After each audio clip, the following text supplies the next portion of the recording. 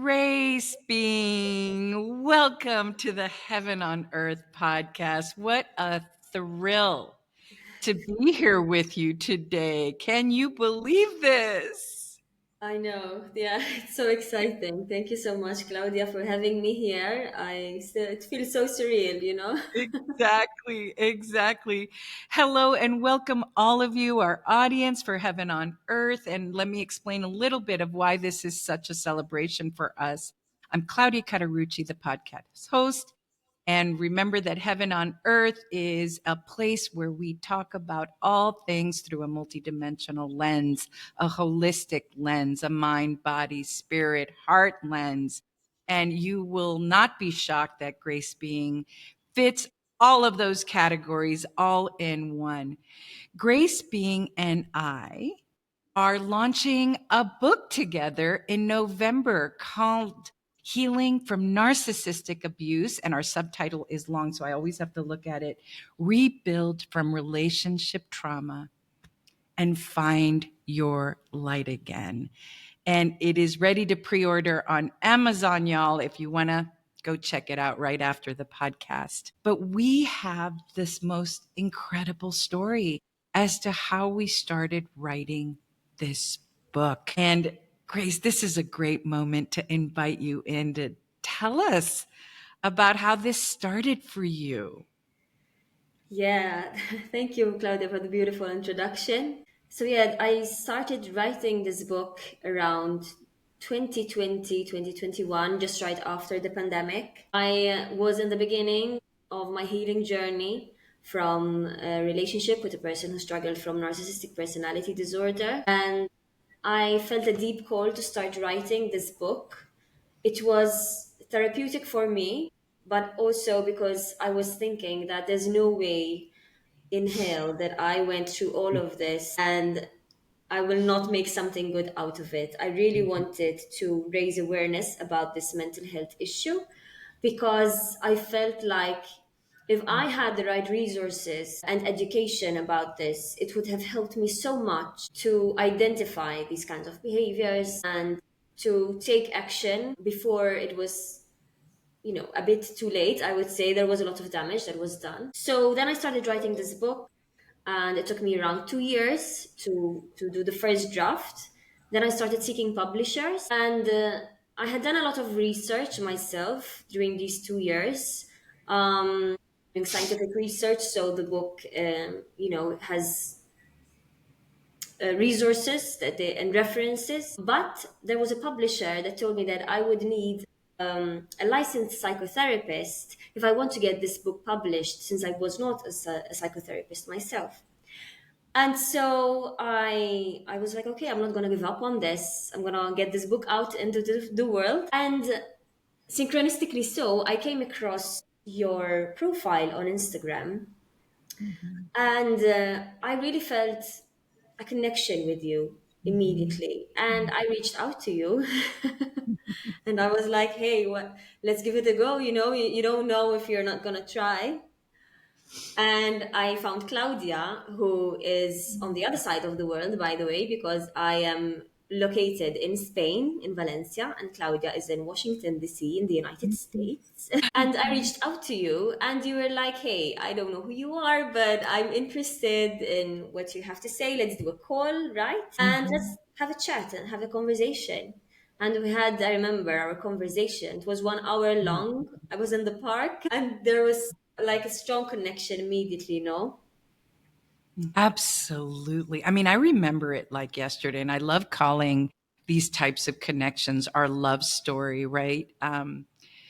Grace, and it really brings in the spiritual piece of all of this because truly, truly, truly, and for those of you listening, we truly had never met before. And those types of pulls, those types of spiritual urges, that type of connection that you feel with someone, and you just tap on it. You tap on it and say, let's see where this goes. Mm-hmm. And immediately, and I remember thinking, thank you so much. I'm so glad you like my stuff, but I really don't know you. And I asked you for the manuscript, although we did talk at length about narcissistic abuse Mm-hmm. and healing. Certainly because of my own personal experience, but also my expertise in the topic because of who I've worked with as well. So it was such a synchronicity. It was such a synchronicity. And for the folks listening, when Grace sent me her manuscript, was in fact, I was surprised. Why wouldn't they publish it on its own? It was such a rich, profound piece of work and so well written. I just read through it with such ease and pain because, you feel your pain, but it does, as the subtitle says, Grace, it does lead you into the light because this is not just a book, it's almost a workbook because you give exercises at the end of each chapter. And for folks listening, what's really powerful about Grace's part of the book is that she is extremely vulnerable in sharing and transparent in sharing some of the most humiliating experiences that you had.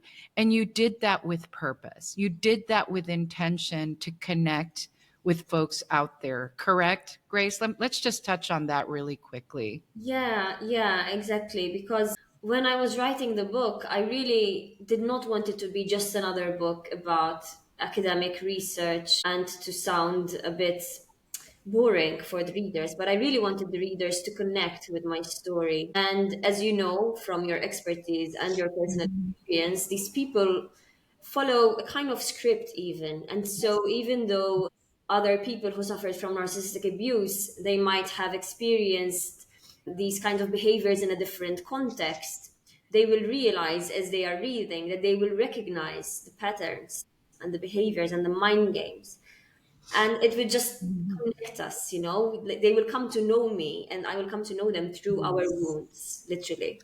Yes, that's so precise. On this podcast, we just it's sort of like a jam session, and you who do music know what that's like. That we're going to jam a little bit here. It does become predictable, even though when we're in the midst of the experience, we're so shocked, and because we're always shocked by cruelty. Hmm. Hmm. Humans who don't play those games, right? Whether that's from a government, whether that's from gangs, whether that's in your own family or within your own culture, humans, just normal humans, are quite shocked by cruelty. And you become a deer in headlights, which is why it's so easy to keep staying because you're continuously shocked by the behavior. You don't believe it. You don't believe it. And we can talk about these Germany, we could talk about Hitler, the way part of the process is the disbelief. But in any case, I just want to put that it is a script, that it is predictable, and you outlined that so beautifully. So what happened, folks, was Grace asked me, I was absolutely enthralled. I said, I will absolutely put my name on this manuscript. And we spent a little of time figuring out how I would incorporate my ideas into the manuscript, right? Grace, do you want to say something about that? Yes, because even now, as you were speaking about these dynamics on a global level, even, and I feel that you have added so much substance to the book, because my part is where I speak about one to one relationships, and there's the story and the psychological dynamics behind it and exercises. But then you come out and you put your insights, and I feel like every time that I read this book, no matter how many times I've read through it, the different drafts, I get chills all over my body, because it feels like you've channeled these insights. There's so much wisdom that you put, because it's like you have an overview, like zoomed out, and clearly describing the narcissistic dynamics in cultures, in politics, in society. And I think that the book just became richer and richer. And that's why it feels like it's such a special, unique book. Yes, yes, it really does. And and I think you've heard me say this before, right, Grace? It's the all is in the small is in the all. That is my particular approach, even on this podcast, which is we take the one on one relationship, but we can expand it to the collective and we can expand it to larger systems. And I did bring that into the book for the audience because I know you're going to pick it up. You're just going to really be floored by this book. Is floored and enlightened at the same time. We want you to go up and feel it. Feel the grounding nature of it. Is what we decided to do because we were unsure as to how we would bring my voice in, right? What we decided to do is to visualize it like the audience is visualizing us right now, that Grace would describe her story and I would have commentary according to the situations that she's describing. So in the book, I wish I had it with me. We don't have it in our hands yet, but we will for the next podcast in November. You'll find that they might look like bubbles even, but in italics, you'll find my commentary on Grace's experience as she goes along. And it will be clinical commentary, but it will also be the all is in the small and the small is in the all conversation about what's happening with Grace. So you get both, right? We really thought about how to do that. Yes, yes, absolutely brilliant idea. It came out beautifully. Yes. So, Grace, let's talk a little bit let's do a touch of your story, and then let's talk in a broader sense about narcissistic personality disorder and how it's trending. And let's talk a little bit later about why it's trending. Well, I think first, yeah, let's clarify on this point that you mentioned. I like that because even in the beginning of the book, there's a short introduction where I explain the difference between Mhm. narcissistic traits and this kind of trendy term that everyone is using nowadays, which kind of takes the power out of the real mental health disorder that is listed in the DSM-5. I think you Yes, know yes, better about this than me, no, as a yes, licensed yes, psychotherapist. So there's yes. like a nine criteria, no, that Right. diagnose narcissistic Yes. personality disorder, Yes. right? And it falls under, and I love that you insist on talking about it as a mental health issue, not just for the MPD, and we're going to call it the MPD, the narcissistic personality disordered person, but also for the folks experiencing it. It is a whirlwind of mental, emotional, spiritual, and existential trauma that happens in this individual's purview. And again, this could be a lover, a spouse, a parent, a child. It really is an equal opportunity employer. It will take on all sorts of forms. And narcissistic personality disorders fall under something called the axis 2, which is one of the ingredients or several of the ingredients of the personality disorder is that it's consistent over time, that this has longevity, that it's consistent across many categories. Is this person like this at home, at work, with his kids, colleagues? Is this pervasive in their life? And does it have impacts across all categories of their life? That's usually because some people have narcissistic traits. We have narcissistic traits where we find ourselves doing things that we are like, oh, maybe that was a little narcissistic as a parent, as a friend even. But these are situations where the narcissism, and there's lots of characteristics, but they're pervasive. And I want to say this is something a lot of people don't talk about. When psychotherapists are working with someone with narcissistic personality disorder, we need support. So we are encouraged to get outside support from other therapists and to be talking about the case with other folks who can help hold us as we're working with an MPD. That's how strong. this personality disorder is. Yeah, and it can be even difficult for psychotherapists to identify, no, because a person Mhm. with narcissistic personality disorder is so skilled in playing with the persona and putting up a mask that can be hard to identify for a psychotherapist, let alone someone who is not educated about this. Exactly. And some psychotherapists who don't know because the love bombing happens to the psychotherapist. Yes, yes. So it is a stage. It is an actual stage of telling the psychotherapist that they're the best therapist they've ever had. It's ongoing.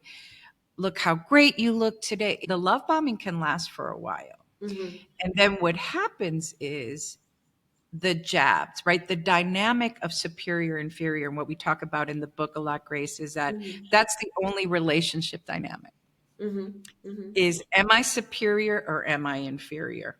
Yeah, That's it. yeah. And so if they're feeling inferior in any way, they have to always trump. They have to Mm-hmm, always come in and feel it's superior. And that includes with a psychotherapist. They have to mm-hmm. find a way to feel superior to the psychotherapist. Yeah, yeah. Okay, so would you like to go into the signs and symptoms, or would you like to discuss something else about this personality disorder? Sure, let's do the signs and symptoms. Let's talk about that. Well, yes, I have listed the main 9 criteria on the book. Wait, sorry, because my cat is jumping on me right now. So I think one that definitely stood out was the lack of empathy, for example. There has been studies through MRI scans, which I found to be so interesting, that they have less gray matter in the prefrontal cortex, which is responsible for emotional regulation, and it makes them lack empathy. And so this was a kind of a moment of realization for me during an episode that I had with my ex-partner, where I was in an accident and I really needed help. And I tell the story in the first chapter of the book. And I needed physical help. I was in danger. And at that point, and we had been for together for 3 years already, and he just looked at me and he laughed at my face. And instead of providing help and support, he mocked me and he refused to help me in any shape or form. And at that point in time, I realized and I accepted it, because I had known that he was suffering from narcissistic personality disorder and I had confronted him about it.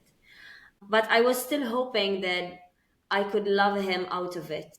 And I know that many listeners Mm. will understand what I'm saying. And then it hits me, and I was like, okay, there's no empathy here. And that really differentiates someone who has narcissistic traits and someone who's suffering from the NPD. And I had to accept it. Yes. Grace, talk a little bit about the staying because some listeners and a lot of people who've not been in this type of relationship are always so shocked. And Dr. Ramani, who's an expert, folks listen to Dr. Ramani, she talks about this a lot. And I really appreciate that she does because people in domestic abuse situations or who live with, I mean, it might sometimes be the same person who's also narcissistic personality disorder.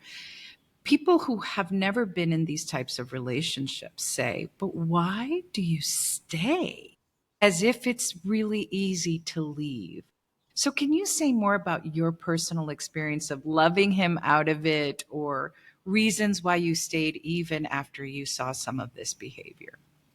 Yeah, that's a great question. And it's a question that I've heard a million times in my personal experience as well. And I used to watch Dr. Ramani, and I learned so much from her to Mhm. understand what was happening. So it was more than one thing. There were multiple variables that were keeping me stuck in the relationship. So definitely one of the issues was my childhood upbringing, because I was brought up in a way that I had the savior complex, where I always felt like I needed to take care of the other, um, and kind of like fix and be the savior, even when it was detrimental to my health and overall well-being. The other one was trauma bonding. Become I used to confuse this trauma bonding with love. And I remember when I was learning about love and how a healthy relationship should be. And I could realize that this looked very different from what I was experiencing in my Mhm. relationship. The problem with this is that it's not so easy to realize what's happening. You feel so confused and you experience Mhm. cognitive dissonance because in narcissistic relationships, the narcissist is not always bad, is not always treating you badly. You have moments of Mhm. enjoyment, of bliss. So they really know how to do a dance and keep you Mhm. hooked onto them. And they create Mhm. this illusion. You call it a mirage, even in the book, I Yes, I remember, do. I that do. you need them in your life. And, there's a lot of abuse and belittling comments. And so this toxic web of entanglement where you lose your sense of self, you lose your sense of identity. Mhm. He becomes or she becomes your life support. And so you Mhm. don't realize that you actually don't need this person in your life, and this person is actually making your life worse. They are feeding on your energy, so it goes deeper even than what we can really see and understand. And then when you start making some distance and working on yourself, you start realizing and seeing with more clarity. But yeah, it's very difficult. So it's easier said than done, and I don't want anyone who is experiencing this to feel guilty or ashamed for Mhm. staying, because it's really difficult and it's not their Mhm. fault. And I've struggled with Yes. this personally a lot, feeling ashamed of what Yes. happened to me. Yes.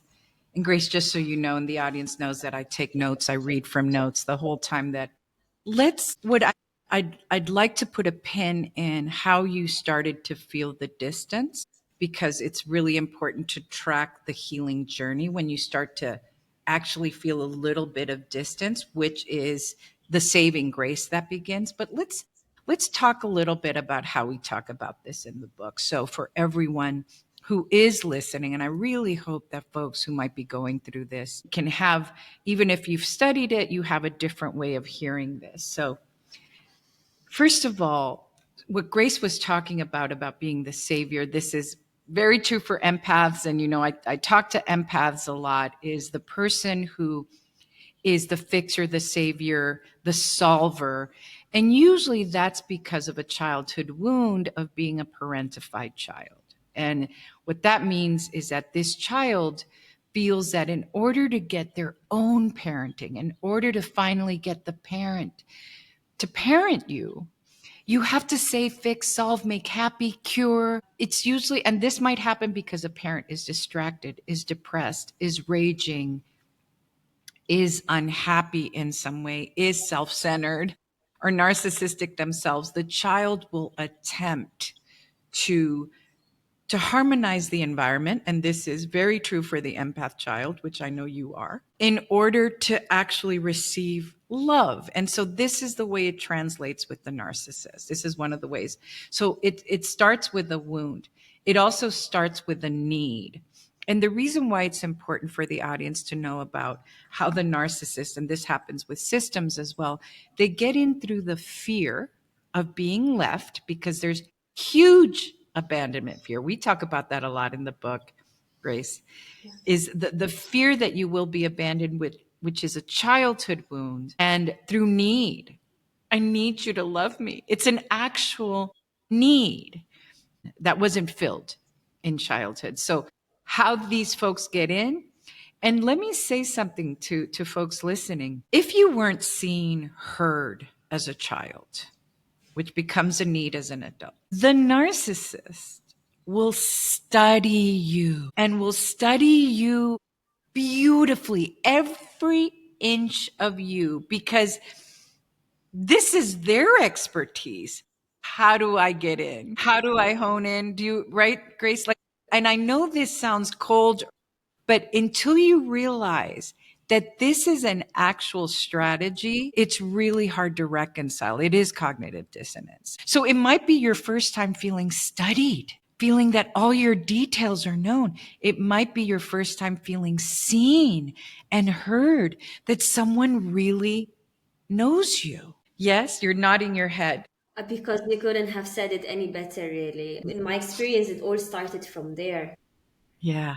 And they are so good at identifying which person is going to be good for their kind of narcissistic supply. Yes, exactly. Can you say something about narcissistic supply? Let's just jump right in there with this language. Yeah, so narcissistic supply is something that I learned about when I was educating myself about this mental health issue. And even though we are made to feel like we need the narcissist, and we do at certain points, yeah, because we have this wounded inner child, but they also need us.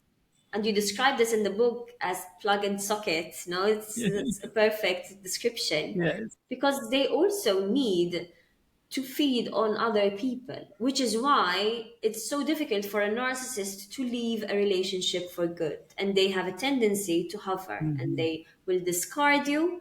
But then after a while, when their ego needs validation again, they will come back and they will try to seek it from someone, anyone that they can find, because their ego, even though they may seem confident, some of them, they have a very fragile ego because they are also traumatized. And this is Mhm. also something that kept me stuck in the relationship because I had so much compassion for this person because I Mhm. understood that he had a childhood trauma. And it was easier for me to be compassionate with him. And I forgot to be compassionate with myself, which is something that I learned later in life. And that keeps you stuck because as an empath, you are so ready to empathize and be compassionate for the other person. But your needs and your emotions matter as well. In fact, they are the most important emotions Yes. and needs. And the empath will feel, the wounded empath, or the unhealed empath will feel that that's selfish with a little s. And I like talking about it with the big S, the healing of the self, of the holistic self, which is so powerful. And oh gosh, Grace, you just said something there of oh yes, what I always say is spoiler alert, because one of the tactics is to always scare you with abandonment. I will leave you, you're not worth staying for, looking around the room at other people, the divide and conquer, meaning always pitting you against other people for competition. Now, the way that might show up in a parent is there will be divide and conquer between the siblings. You're my favorite today, you go away. You're my favorite today, you go away. So the siblings are always at war with each other in order to gain the love of the parent. The way that it might look like in a spouse or in a lover is that they're always looking at other people. There's always triangulations going on so that you feel less and less and less, and that you have to jump through all of these hoops. But those are little pokes at your abandonment wounds, and not always little. Sometimes they're very intense, and you will be threatened with abandonment. And what I say is the spoiler alert is that the narcissist doesn't leave even after you've left them.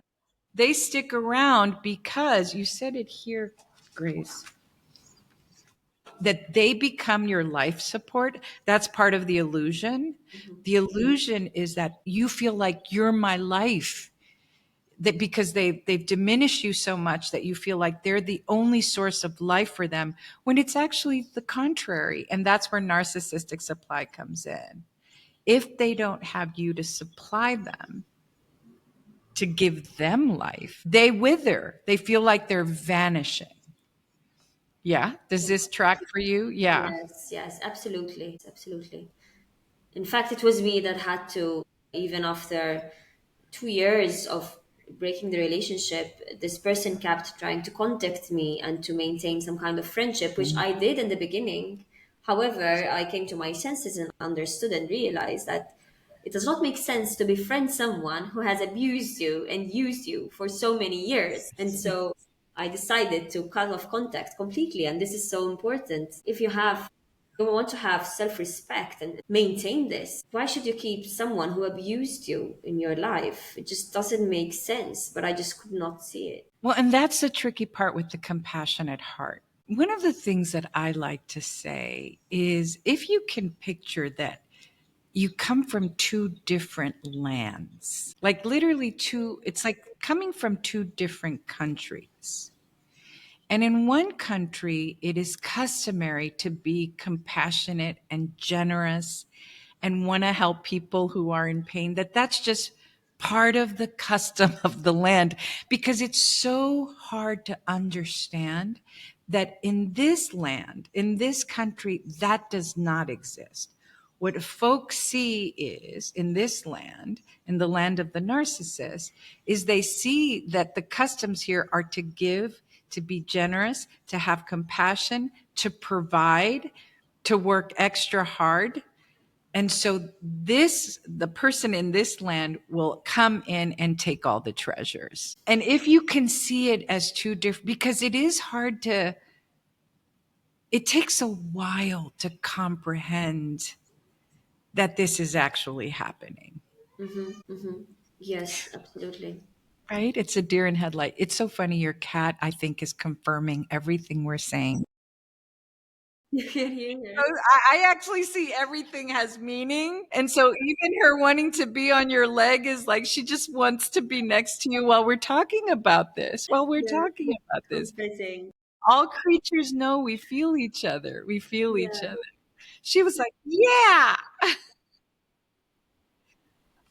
Grace, let's say a little bit something about this haze or confusion that settles in. And I call it the haze. Mm-hmm. There is a mirage, but there's something very powerful about the haze that drops in where you start questioning yourself and not knowing yourself, because that's part of the tactics, is that you lose who you are. Yes, that was one of the most difficult things that I had to get myself out of and find my way back. Because what happened was there was so much lying and gaslighting. And for those who don't know what gaslighting is when someone twists the story that happened or invalidates your experiences and your emotions. That when it happens so often, you start questioning whether you're going insane or not. You start questioning your sanity. And I remember taking Mm, notes of events, recording conversations, because he would deny certain conversations that we had or agreements that we made for hours. And I needed evidence because I was questioning my sanity, whether, and mm. so you experience brain fog, even like this was Yes, scientifically proven. yes, yes, absolutely. You feel so confused. You're not able to make decisions anymore for yourself. The levels of cortisol in your body go through the roof. You're Mhm, fixated on fixing the relationship. You're always trying to be better. It's never good enough what you do. mhm, You're always walking on eggshells trying to babysit this person because they're unable to regulate their emotions. And so your entire life becomes revolved around making this person happy, that you forget what your needs are, your about what you want to do, what you like, what you dislike, about yourself. You lose your sense of self, and it becomes so foggy that you just kind of mhm, like sleepwalking through life. mhm, Sleepwalking, really. That's how it felt for me. And at some point, I was experiencing so much like emotional stress and bottling it up that the moment that I sat down with a healer I call him because that's what he is, who started me on my healing journey, that I would just cry. We used to spend 3 hours speaking together. The first hour was just me crying it out. Just so much pain that I was carrying. And then slowly reflecting on what's happening here and writing things down. And then I start to understand slowly what's happening and mhm, reading about narcissistic abuse, how it looks like, what's happening, and making sense out of my experiences. And it was validating my experience because he would never ever validate my mhm, emotions or my experiences, no matter how much I tried to get him to understand what was happening in the most eloquent way. It would never. And I know that the listeners will understand mhm, what I'm saying. And this is also something that keeps you stuck in the relationship because you never get closure. You need to learn how to mhm, give yourself closure and mhm, validate your own mhm. experience and emotions. And this book the intention behind it, part of it, is Mhm. to help you have this validation, and you will feel like, oh my God, someone gets me. This is real what I'm experiencing, you know? I get me. And that's all that matters, right? That is the pinnacle. That is the pinnacle. I know. I know. I want you to take a deep breath because you are re experiencing it. So I want us to go very carefully. Go ahead and right, it is extremely powerful, Grace. I just want you to take a deep breath because when we revisit these places, we revisit them. And so let's be trauma informed about it. Yeah. Okay. Yeah. Because really, and when folks read the book, you'll see, and Grace, thank you so much for being so available to us in this way. Let me just say a few quick things and then we can part of my work is that I try to make really big concepts into practical and portable daily lives. So for folks listening, the haze is something really, this is where mindfulness, and in our second podcast, we're going to talk about how Grace healed, which was through mindfulness and spirituality. And the reason why mindfulness is so important is because you learn how to drop into yourself. You're not checking outside of yourself because it is dangerous to check outside of yourself because the narcissist is in your purview and he or she is trying to confuse you. Again, this can be a family member, a parent, a lover, a spouse, a boss, a sibling, a government. Okay, let's just Hmm. And so I've encountered all of them, I would say, in my life. I'm yes. a magnet to these kinds of people. And just, Right, that's the plug in socket, right? So I want folks to identify sometimes if you've been through these experiences, if you're healing, anytime you're in a situation that you walk into and you mindfully feel like I'm feeling the haze. Let's give them this language, okay? Like I'm feeling the haze because this person seems like they're really love bombing me, but something feels off, which is why I insist in all my work to become psychically literate. And all I mean by that is emotionally intelligent, where you know yourself and you know the psychic conversation that's going on, because so much of what narcissism does is through the psychic conversation, the gaslighting. This isn't true. By the way, let me just say something about you recording, which I talk about it in the book with you. I say that that was your higher soul or your inner self that knew something was off. So some people might see, well, that's so crazy. Why were you recording? It's like something inside of her was defending you, was saying, record this. You're right. I really want to emphasize that you were taking notes because there was something your inner soul was fighting for you, Grace. And I just love that. She was fighting so hard for you. And we can track that in the book. It was beautiful.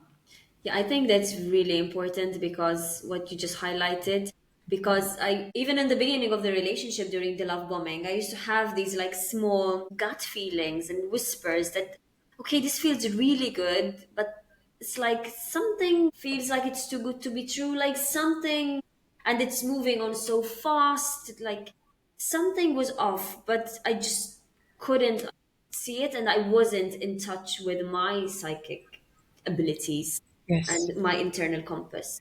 I believe that could Yes. protect people a lot. Yeah. Yes. So thank Yes. you for highlighting that. And to be grounded, to being very still, because the love bombing is so intense and the deliciousness. So let me say something. This, I say it in the book. It is quite delicious, right? These folks are hitting your every spot when they're trying. That includes a parent. They Yeah. are taking you shopping. They are hitting what you most need. They are giving you quality time. They are like, it is filling a need very powerfully, just so for folks to know. And so the ability to ground and stay still inside yourself and ask what's feeling off is very important. So I'm just going to piggyback on what you said. This idea of not feeling good enough is actually a projection, because the narcissist never feels good enough. Never. So they're constantly projecting it on their sources of supply. And they do make you do hoop jumping and hoop jumping against other people, but you never make the mark. That's where you beautifully talk about having closure on your own, because you'll never hit it. Yes, you'll burn yourself out trying. Like it will never happen. Yeah.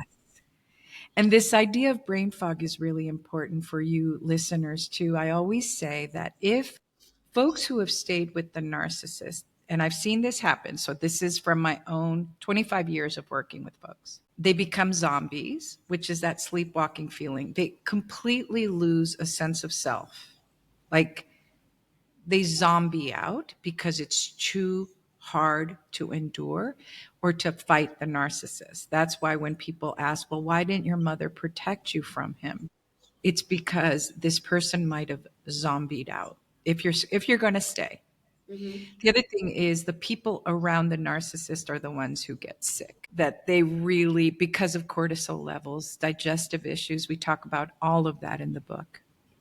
They begin to get sick because this is such an intense experience of projected cruelty, hate, and envy. So, this foggy sleepwalking experience and cortisol is super important. So, hey, folks, I know this sounds dark. In our next podcast, we're going to talk about the beautiful healing that can happen, because that's the point when we talk about and find your light again. This is what's possible. And so, Grace, will you allow me to say what you're doing now? Yes, Do you please. want to? Will you share with us where you are now? What's going on with you? Oh my God, yes. Yes. It's so important to know, because when you're in these kinds of situations, it can be so hard to see the light, to understand that there's hope. It can feel so distant, but it is possible. And oh my God, when you realize what's happening and you decide to work on yourself, if you are as dedicated as you are to yourself, as much as you were on the relationship with the narcissist, whatever kind of relationship you had, can you imagine how much you'll thrive? Because we are dedicated people. We know how to devote ourselves. Yes, yes. Committed. Committed. And this is a decision that I had made a few years ago. And I made it, working on the relationship with myself, the most important thing. And of course, I've done mistakes along the way. I've done several mistakes, and it took me a while to heal and have a few other experiences where I needed to understand on a deeper level what was happening. But I never gave up on myself and decided to Mm, continue working and healing these wounds that kept me stuck in these kinds of dynamics until I was able to connect with myself, and self capital S, as you say, to find yes. wholeness within myself. And the more that I unpeeled the layers and the personas that I had adapted through my life, through my childhood upbringing, through society, peeled off the layers and go back to myself, connect with my inner child. And oh my God, I now started singing, which is something that I've done since I was a child. It was a Yes. childhood dream that I had. And I remember as a child, I was always singing outside, and people would surround me and enjoy my singing. And everyone tells me that I have such a beautiful voice. And I was just a child, I was just being myself. And this was a dream that was neglected, unfortunately. And something interesting that happened, that I was naturally born like singing on tune. It came naturally to me.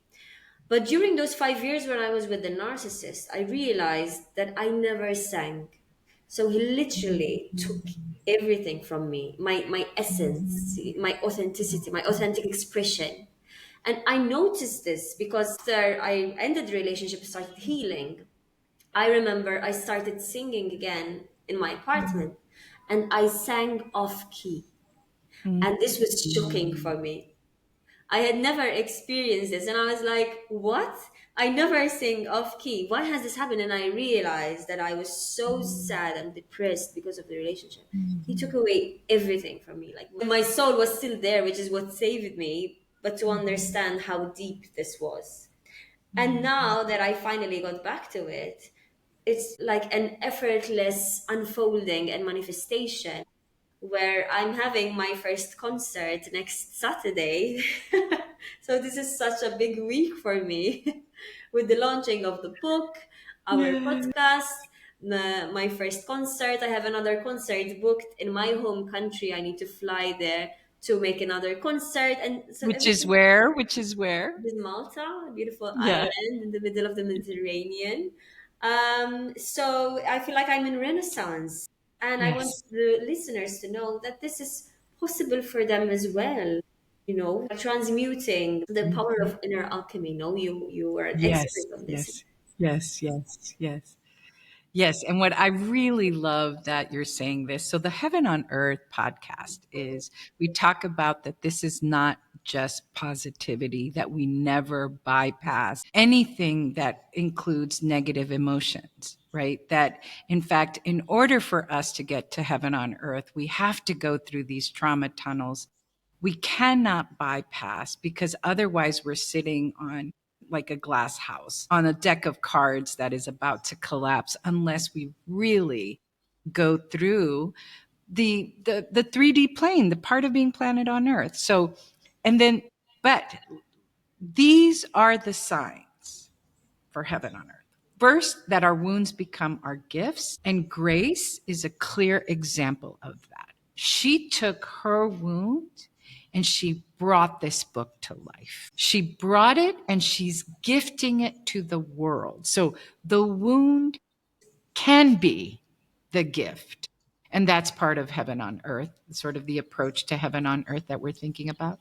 The other piece that is very also particular that the way that I work with my clients and Grace, I've talked to you so much about it, is the idea of renaissance. That when folks are healing, the way one of my measures, sometimes it's very quiet, I just start tracking it, and sometimes I speak to it, is that folks start to touch renaissance. And in Spanish, it's renacimiento. It also means rebirth.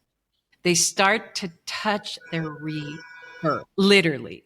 And that's what you're doing. And Renaissance meaning art, music, beauty, sunsets, anything that feels like the arts. It's a very strange thing, but when my clients start to want to cut their hair in a chic way or wear different fashion or sing or paint, touch or write, when they start to touch their rebirth, so the way we're seeing it in you, Grace, the way we're seeing Renaissance, rebirth, renacimiento, literally this is what it means is this touching of beauty, of art, of creativity, because what trauma does, it keeps us, we stop being creators.